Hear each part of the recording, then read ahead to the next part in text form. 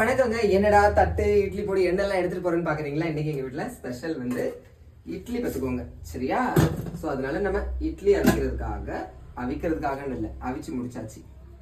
அதை நம்ம சாப்பிட்றதுக்காக வந்திருக்கோம், சரியா? 2 இட்லி இப்போதைக்கு 2 போதும். அடுத்தது பொடி. இது வந்து இதழ் ப்ராடக்ட்ஸ்ல உள்ள இட்லி பொடி, செம்ம டேஸ்டா இருக்கும் பார்த்துக்கிடுங்க.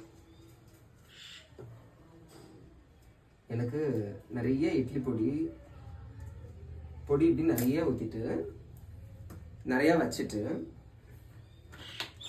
அதில் ஆனால் இந்த இதழ் ப்ராடக்ட்ஸுக்கு எண்ணெயே ஊற்றண்டா, இருந்தாலும் நான் எண்ணெய் ஊற்றுறேன். கிட்ட காட்டுமா?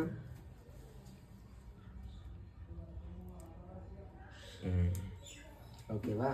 எப்படி நீங்கள் இட்லி பொடியில் எண்ணெய் ஊற்றி சாப்பிடுவீங்க அப்படின்னா நீங்கள் கமெண்ட்ல சொல்லுங்கள், சரியா? அது எண்ணெய் ஊத்தாமலே நல்லா இருக்கும் இதழ் ப்ராடக்ட்ஸ்ல உள்ளது. காரசுரமா இருக்கும்.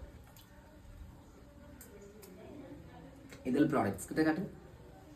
ஆல்ரெடி வீடியோ போட்டிருப்பேன், ஓகேவா? ஓகே. நீங்க எல்லாம் என்ன சாப்பிட்டீங்கிறத மறக்காம கமெண்ட் சொல்லுங்க. பிடிச்சா லைக் பண்ணுங்க. தேங்க்யூ.